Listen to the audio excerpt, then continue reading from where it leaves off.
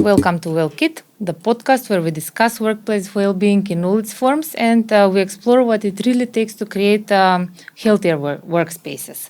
In each episode, we will talk with experts in organizational development, positive psychology, psychotherapy, academia, education, and business.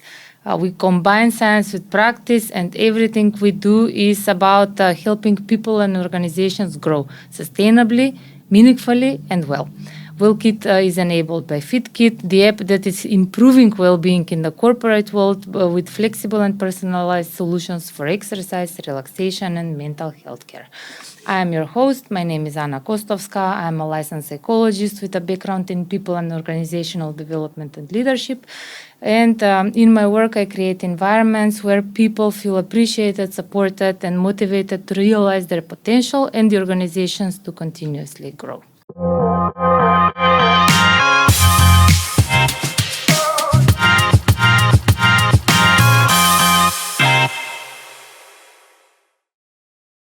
Today we are dedicating this episode to a topic that is very powerful and in the same time deeply personal. We will talk about women's well-being. Our guest is Irena Jakimova, executive and transformational coach, communications expert, and the founder of Inspirit Coaching with MBA in general management, international certifications in coaching, and decades of experience in leadership. She is empowering women to be more visible, confident, and step into their full potential. Welcome, Irena. Thank you for being here. I'm very happy for doing this. This is a topic that is not usually covered. We usually talk about general well-being. This is specifically for women. We will talk about what well-being for women means in the professional world, what helps, what doesn't, how we can create environments where women not just get promoted, but also feel seen and feel supported. Let's talk a little bit about your personal journey and the foundations of well-being. What led you to do the work you are doing now, and how has that affected your well-being in the process? Right. Thank you so much for the invitation. I'm so happy to be here today to talk with you about this topic, since I see you as one of the pioneers in taking care of women on the workplace. This is how we know each other from a few years ago when you were successful and innovative and progressive human resources manager, and one of the first companies who engaged me to do a longer training for women's self-leadership. And how did I come to work in this area? A lot of people ask me, why only for women? What's the difference? We men also want to learn such things like leadership, self-care, mastery, how to be better, how to thrive, how to make that balance, right, in life and the work inside of life. And I say, and I didn't know that 10 years ago maybe, there is a difference. There is a difference in how we think, how we believe about ourselves, others, and the context, how we have been programmed for decades, for ages, to act differently. Women have different roles, more roles in their personal life than men. And I sort of came to this, like this was my natural route in my education and in my own mastery journey to become a world-class coach and trainer for people who are leaders in any area. It just came to me working and learning how to work with women. I went through few academies, global academies in this area. And I started to do that in our country and also regionally abroad, how it affected my personal life. Maybe my personal life affected this and they interfered both, right? Because I needed freedom and flexibility in my work life. And I needed to express myself more creatively. So I tried many of the tools and approaches on myself I usually try everything on myself, and when I see the results, I do it with clients, and when I see results with them, I do it even broader. There is a rising need to support women, not just by programs and speaking about it and creating awareness about that. That's also needed, but working directly with women to help them change the way they think, change the way they believe in themselves, the way they act and behave, and finally the way they take care of themselves. This is how it all came, and I really love it. I love to see the results. I enjoy the journey when I work either individually or with groups of women. It's visible, and it's great to see a person who does what they love. Exactly. And that's one of the tools, one of the advices, like find what you love and do that. That really impacts your health and well-being. So is that the definition of well-being beyond the physical and mental health for you? One of the roots, right. One of the roots, because dissatisfaction, misalignment with who we are, what's our potential, what's our genius zone, and why are we on earth, misalignment to that brings dissatisfaction and leads to not so well-being. Right? Not feeling so well later. We see that so often in the corporate world. Right. Unfortunately. And when you say corporate world, it doesn't have to be that you have to leave the company or the organization, right? It doesn't have to mean that you have to be a freelancer or entrepreneur. That's also possible and good and can create results. However, you can also find a way to change something, to do something else or differently within the corporation. If you come to realize what that is, and if you dare to ask. Asking is one of the most powerful tools I want to teach women or encourage women to do. Not waiting to be seen, not waiting to be offered, asking for something new when you want to do something new, something different. So there was some research just about that, women not asking, right, in comparison with men. So what's the difference between men and women? Why are we talking separately about women's well-being? Why is the need for that? Right. As I said, we are differently wired. We think differently. We have different strengths. It's both. On both sides, we can have excellent people, leaders, and they do it differently, right? So I'll go with an example used a lot. Like they say, when there is an advertisement, a public announcement for a high position, executive, a C-level position, and there are 5 requirements there that person should fulfill in order to apply. And what do you think? Over 60% of men, if they fulfill only 3 qualifications, they apply immediately. In women, over 80% do not apply if they don't fulfill one of the requirements. Right? So that's the inner barriers. Those are the so-called glass ceilings that we put on ourselves. So we have to be perfect in order to ask for anything. Exactly. Otherwise, we just no. don't. And I had a funny example in one big group. The woman said, "Oh, don't tell me." Like there was once a situation when I had all the 5 requirements and I didn't apply. And then later they had to persuade me to apply and be for the director of a factory. Right? She couldn't believe that she was allowed to, that she could have that position, that she could be a director of a factory. Right? So it's in deep beliefs. It's in as I said, ages-long programming, and the key point is that why are women and girls very often showing better results in academia, in schools, or finishing faculties faster with higher grades, finishing masters, etc. And then they get lost somewhere in the corporate world, in the business world, in the real life. It's not just maternity. but it's also that developed system of thinking as a good student girl. So be a good girl, don't mix the water too much, and do what you're told. We learn a lot, we do well, and yet very often we do not give permission to ourselves, or we do not dare to ask, to demand, not to say. So is it only internal, the obstacles that women face? Well, is it just in our heads? It's not just in our heads, but the society, the environment, families, and culture have put it in our heads, right? So many times it is in ourselves, in our heads.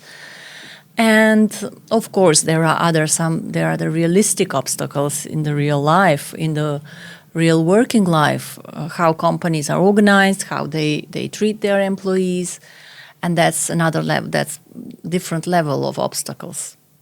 We are saying we talk about women, and then men say, "What about us?" So what about men? We are not talking about who is better, but we are talking about how putting focus on women.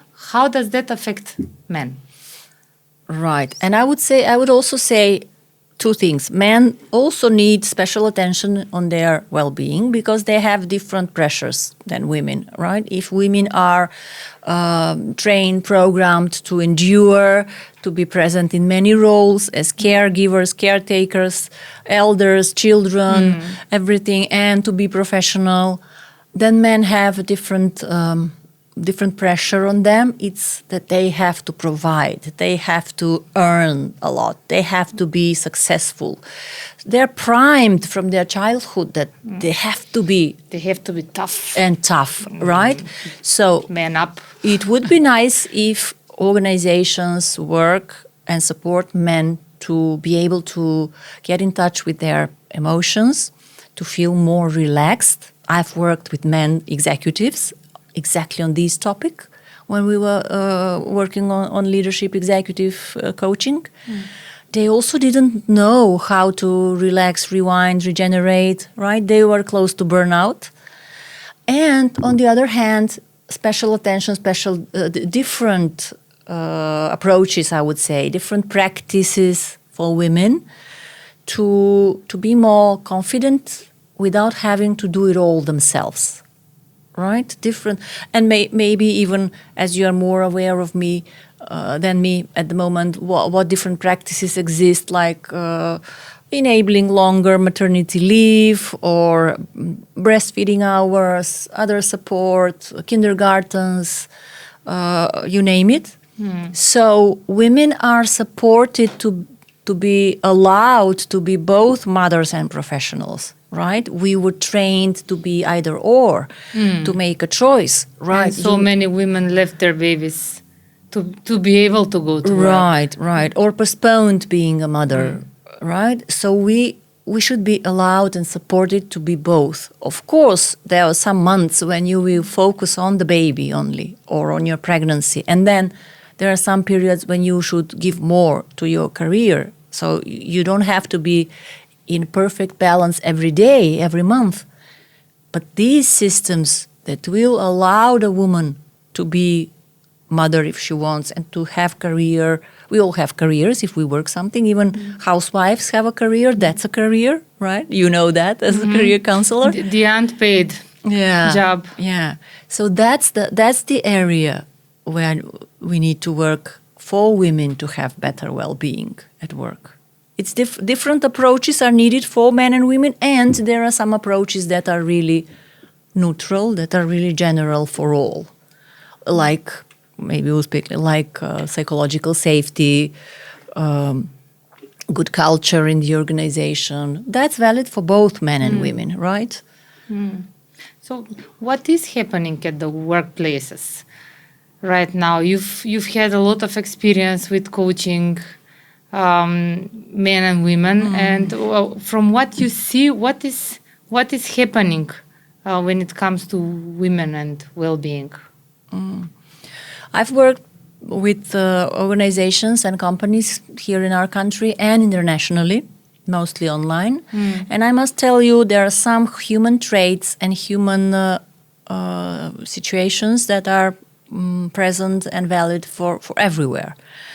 So there is that pressure and that need of being perfect, which in most cases or in a huge percentage is deriving from inside, right? I've had, I won't say names, but a client, director in an international company, director for a whole market in Europe, younger woman, very, very high performing, very well mannered, very intelligent and benevolent, really good person. And once we spoke, like she really burnt out of too much work and she got cold, she got flu.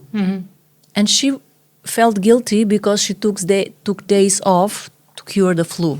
And we were working on that issue, right? That there is no need to feel guilty. Right, there should be a new approach, how to preserve your health. So people feel guilty if they take health leave, right? And what do organizations do when people take health leave? Depending, Do they have support from their employers? In many cases, they do. In many cases, they do, and they tell them, go rest, go do this, do that. Sometimes it's a matter of the organization. Sometimes it's really personal matter, like who is the person in charge, who is their boss or their leader, their manager. Organizations, some of the organizations do not really push and ask people to give that much of themselves. I've also had many cases of women on high positions, either director of a whole company or director of the representative office in the country, etc. They feel enormous responsibility and guilt that everything is on them. They are accountable, responsible. Unless they do it, the world will fall down. And they carry that burden without anyone asking them that, right? And then comes the burnout. And then comes the burnout because they don't rest.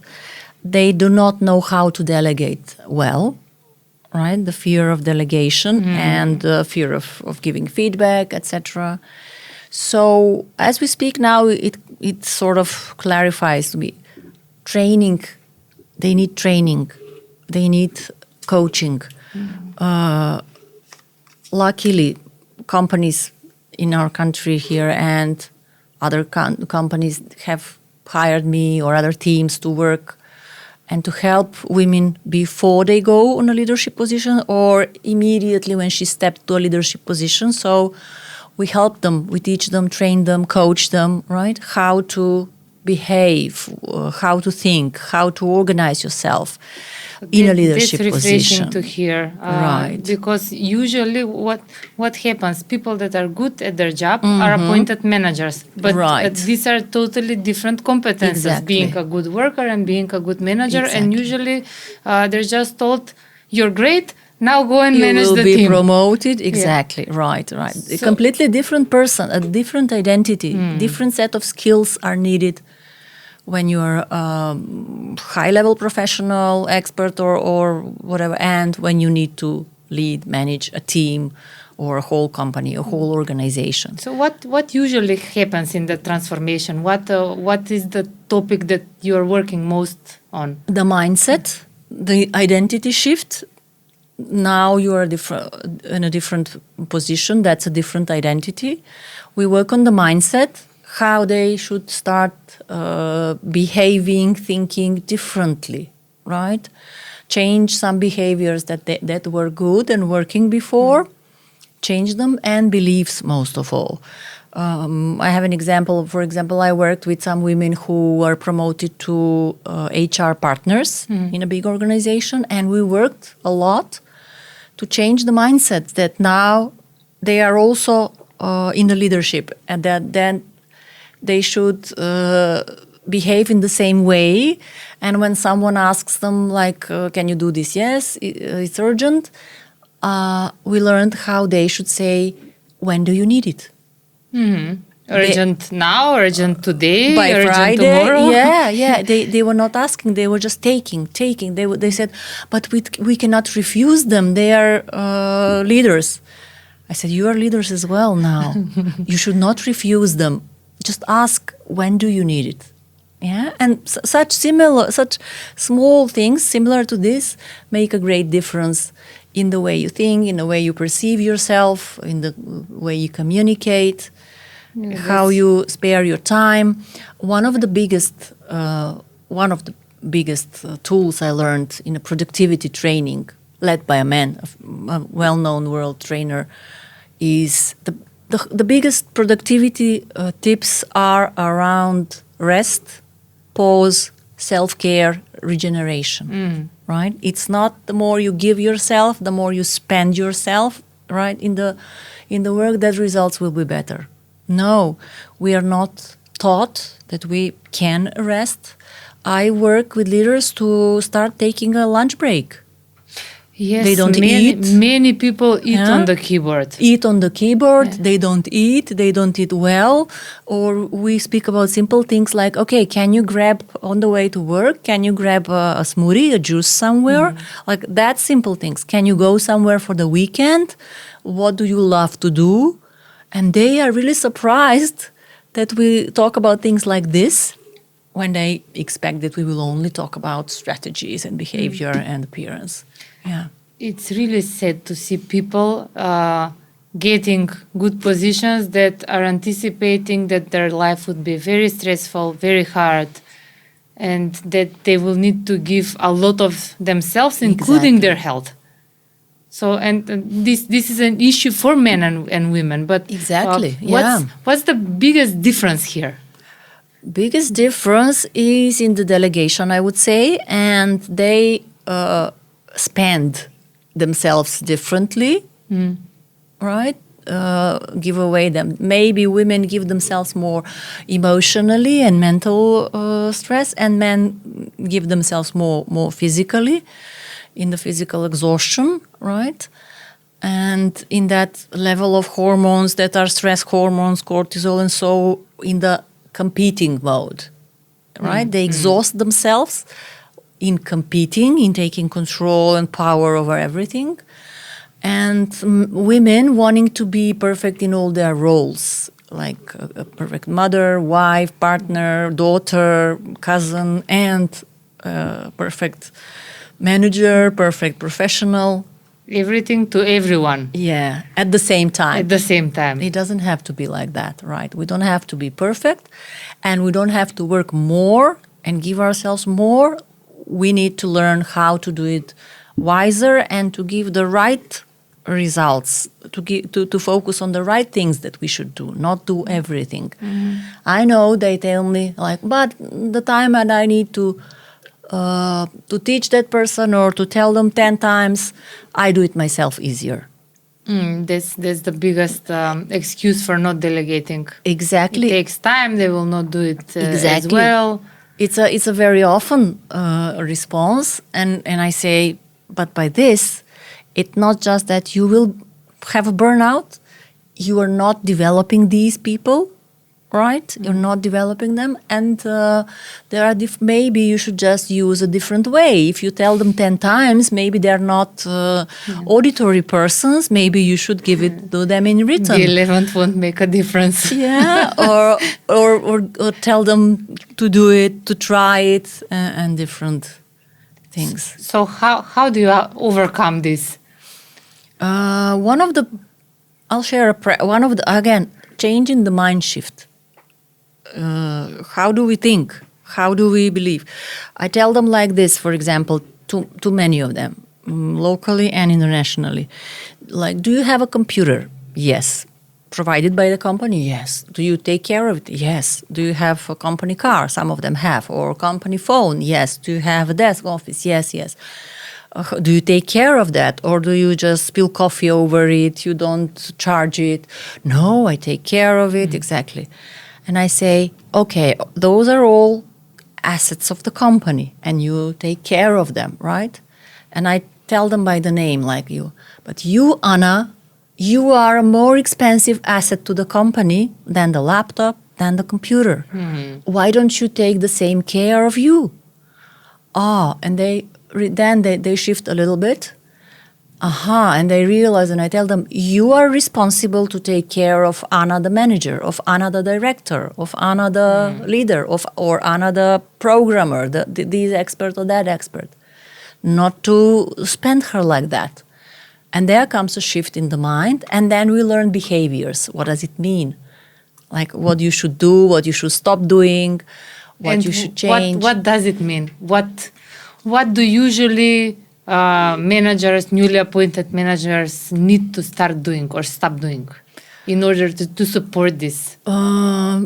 Pay more attention to rest, nutrition, and hydration. But pay real, and we agree on simple things like that.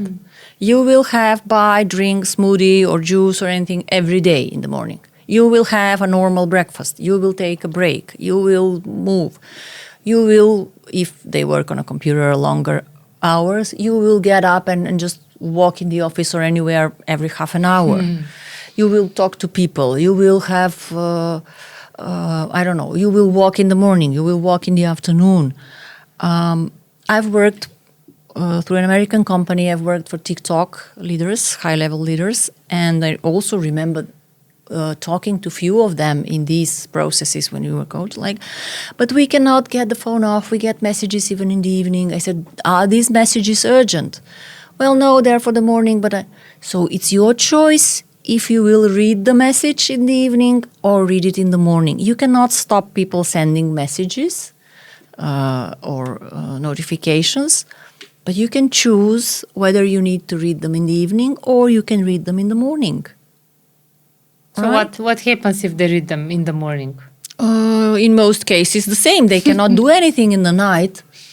Yeah, they can only sleep over it and dream those things in the dreams. The mind will process them. Or if something's okay, I don't say that you don't look at the phone every day if you have a project or a launch in the morning or anything. So yes, take a look at the messages, but you don't have to look every day. Yes, for sure. There are some things where we take ownership and control and we can change something, right? There are some things where we cannot change. I remember another case. They come as we speak.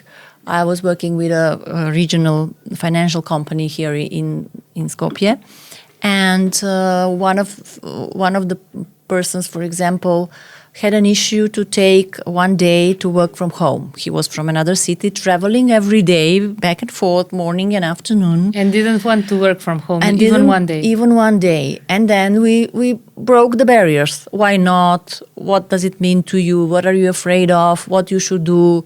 Why don't you ask for a computer if you were allowed and told so? And he started doing steps by step. And then later he informed me that one day in the week he's working from home then.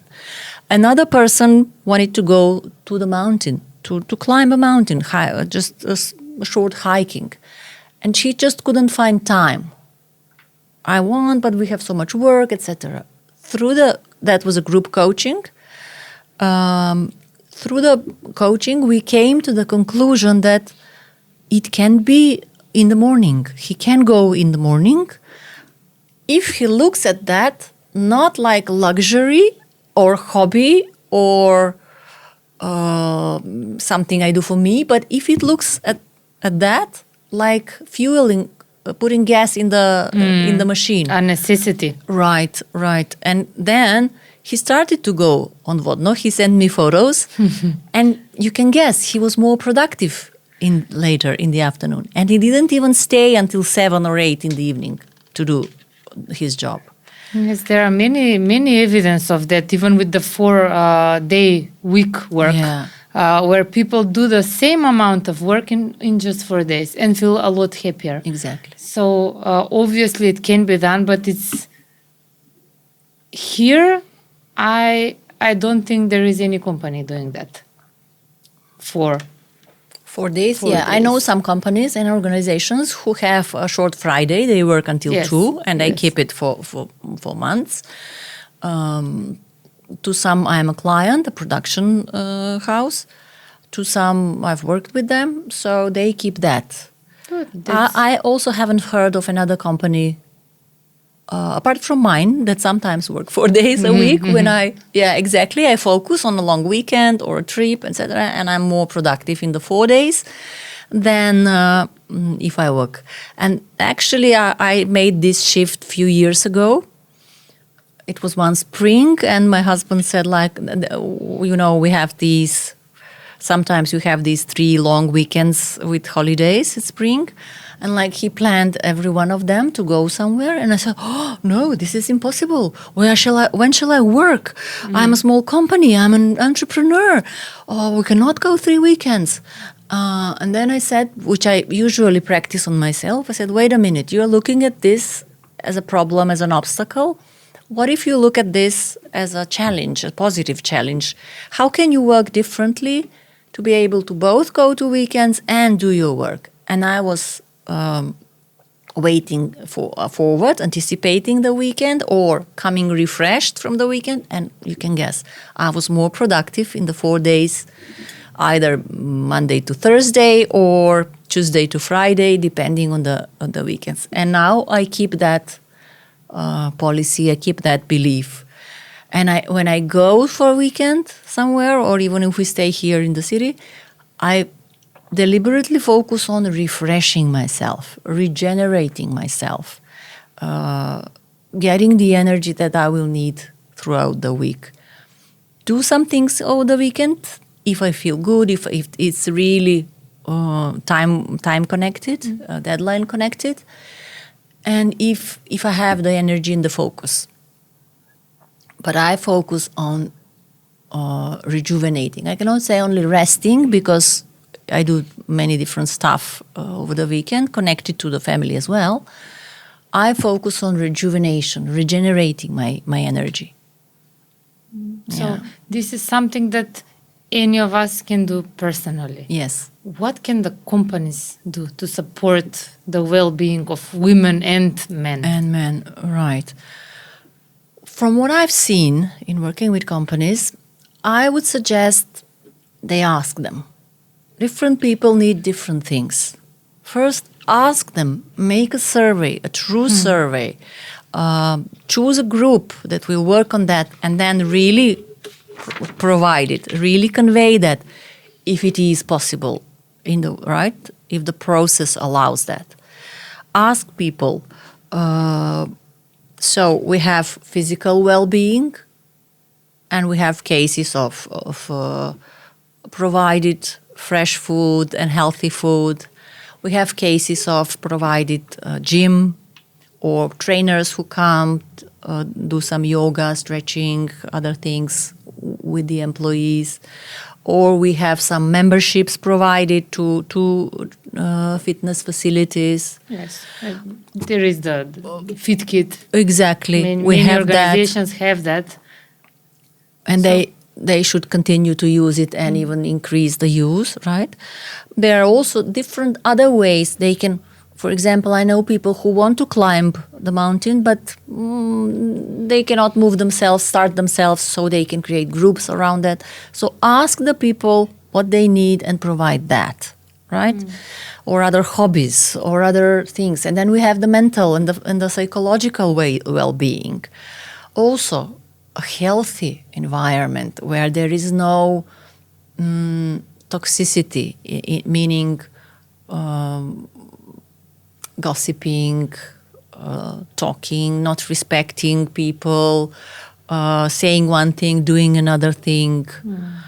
Many examples and cases. So when you create a really positive environment where people love to come, love to cooperate, love to express their potential, their creativity, love to work with their colleagues. They don't have to be friends and family, and say we are family, and different things happen inside.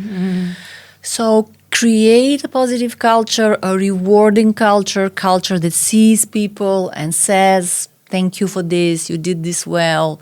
A culture that is being trained, right? Whenever I go to companies and when people get trainings, they are very, they feel seen and respected.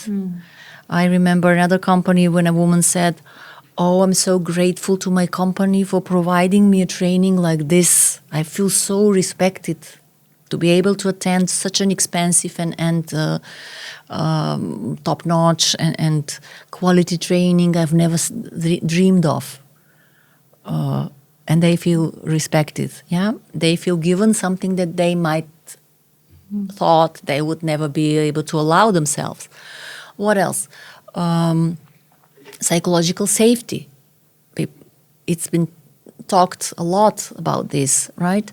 When people feel safe to say their opinion, to ask a question, to ask for something, whether it's a pen, chair, or a project or anything. Psychological safety. These are the ways that organizations and how they can do it. The leadership has to develop first. Yeah, the leadership, it's not just, I've seen differences, and there were cases when I sort of stopped or refused to work, or later I said, yeah, unless the leadership changes and goes under their own coaching and learning and developing and showcasing, it's not easy to provide and create that in the teams. It's much harder from pushing from bottom up rather than go to a training. I'll send you a coach or you and go there there. are so many, unfortunately, so many CEOs and department directors that hire coaches or trainers and say fix my team, fix my manager. Here is a training. I provided a training for you. Yeah. Exactly. And then they don't get the chance to actually do anything related to the training. Exactly. And I also remember numbers and case studies like, why is it good to invest in training and teaching and coaching people? Because it takes less time and money and effort to pay a coach to work with a leader than to replace that leader with a new one. It can cost a lot if a leader leaves or you have to fire them and then search for another one and onboarding and stuff. It costs a lot more. Yeah, there are many methodologies for calculating the cost, but let's say somewhere in the middle there is this estimation that it costs maybe 5 gross salaries. 5 gross salaries for a very high manager on a high position is not... is far from the cost of a coach. Right. It's a cost that companies don't usually take into consideration. Yeah, awareness. They're just not aware of the cost, and not just top level, C-level or leadership level executives, but the cost of replacing any member of the team, any person. And the cost that creates on the whole team. A toxic person, a not satisfied person, a person that is not really aware of their behavior, etc. Demotivation is very hard to measure. Yeah. And it affects effectiveness. Exactly. So if someone is still confused but not feeling well, not feeling heard at work, and just looking for their place, and wondering how does it look like if I have well-being, how does it look like? Yeah. Well, first of all, I would say feeling healthy. Yeah, and healthy is not absence of illnesses or pain. Feeling vibrant. Able to go through the day, to go through your tasks wherever they are. So not just not having any symptoms, but on the opposite side. Feeling fit, feeling alive, feeling moving, feeling able to do what you want, what is expected to you. Then feeling that you are contributing to a bigger purpose. Like I'm part of a corporation and I'm doing this and this and that. Think higher, like what is my work, my presence, all my knowledge and experience, all my personality, what is it contributing to others in the organization, to our clients, to the world, to the country, wherever. Yeah, finding that purpose. Then feeling that your potential is really used for a good purpose and seen and valued. And I want to explain here a little bit what we think under potential. Yeah, we are speaking about that word very often and we are quite not aware. So I very often want to take simple examples, metaphors.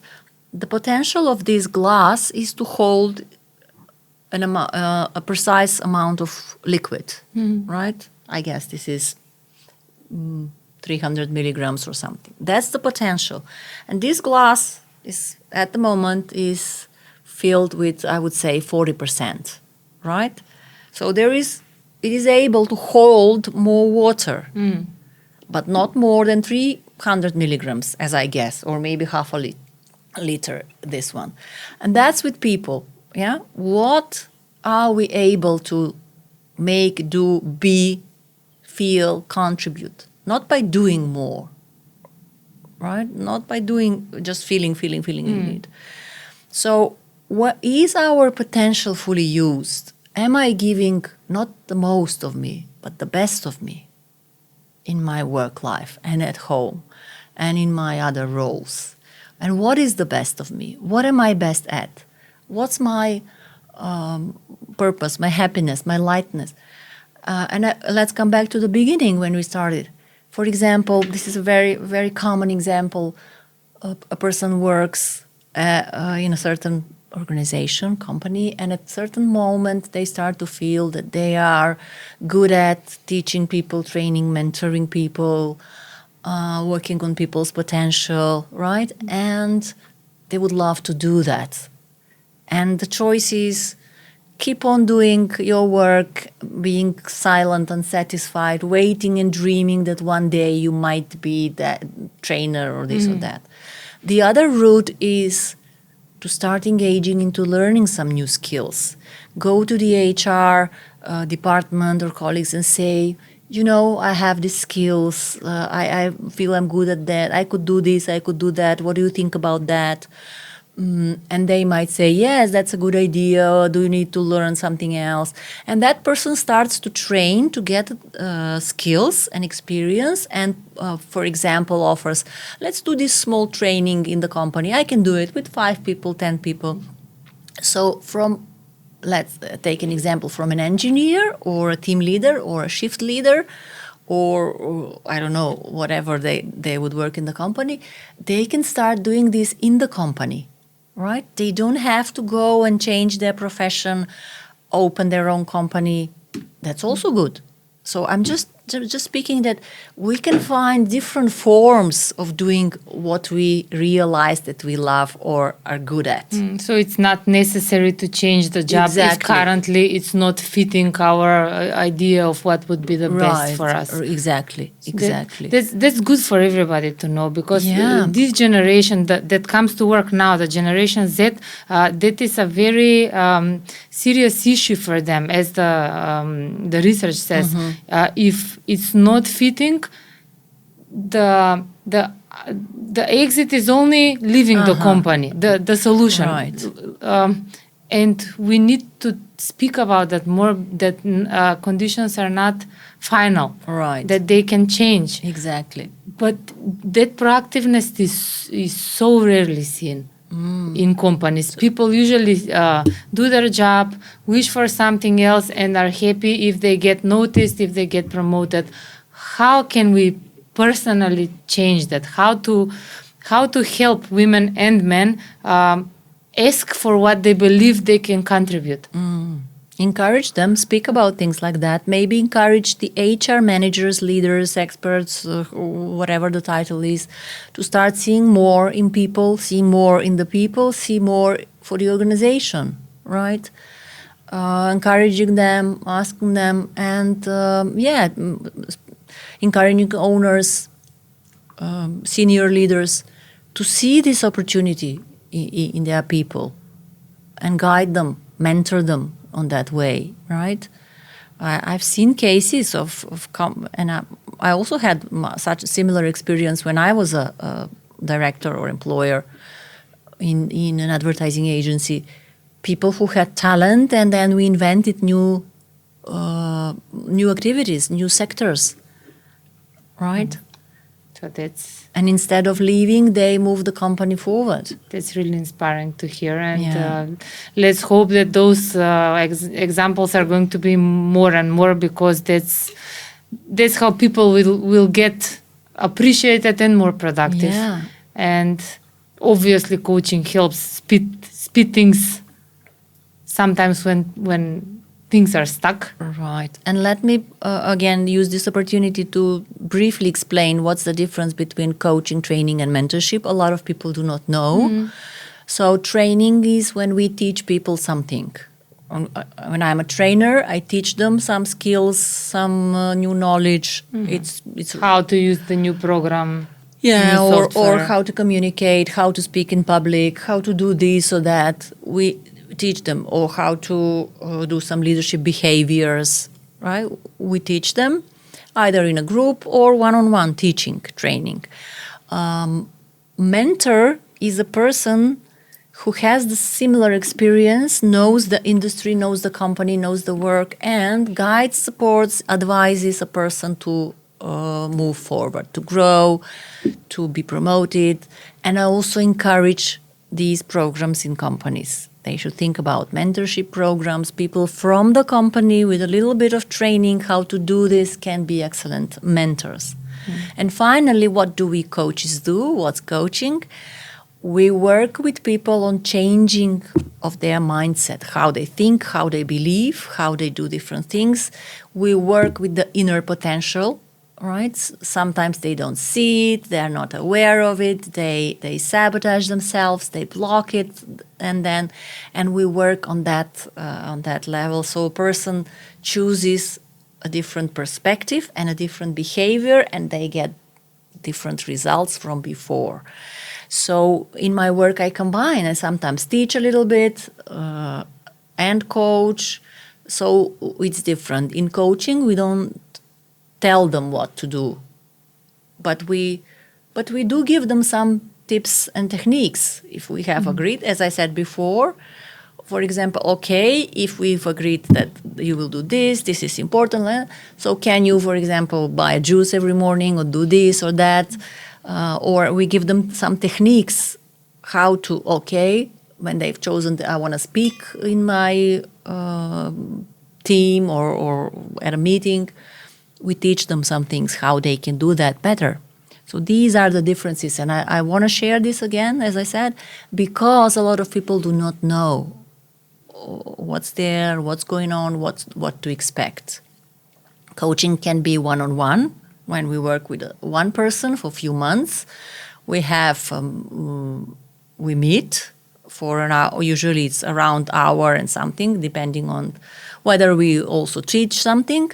It can be in person, it can be online, or with groups or with teams.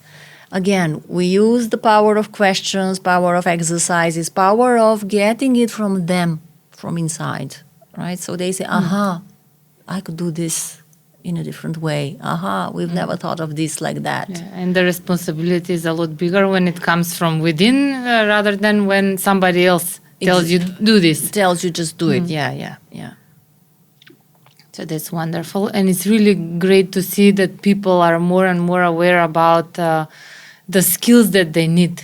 And that it's not just given, that we need to work on some competences to get better. And it's good to see that there are people who do this. Yeah. And companies who accept it. Yes. So the future looks bright in this area. Yeah. And it's good to have people like you. Thank you. And thank you for being here. It was really, I enjoyed our conversation. So as we always do. Yes, Yeah. yes. I hope to see you again, and that you share a few more examples of your broad experience. It's very useful. Thank you so much for and paying I wish attention you more to and this more topic. clients. Yeah. Who are willing to embrace coaching and training and just investing in their people. Right. And or in themselves. Or in themselves. We also encourage people to invest in themselves as leaders, as the one that make the decisions. Exactly. That's the best investment. I want to joke, like, what's the best investment now? Where is it best to invest? It's always best to invest in yourself. No one can take it away from you, and you can multiply the investment. Wow, so I think this was the perfect conclusion. Yeah. If people need to remember one thing from this conversation, invest in yourself. Yes. And ask for support. Ask for help. Ask for support. Ask for guidance. That will take you faster to where you want to be, to who you want to become. It's not a weakness. Yeah, Okay? absolutely. It's smart. It's a strength. Thank you, and see you some next time. Yeah.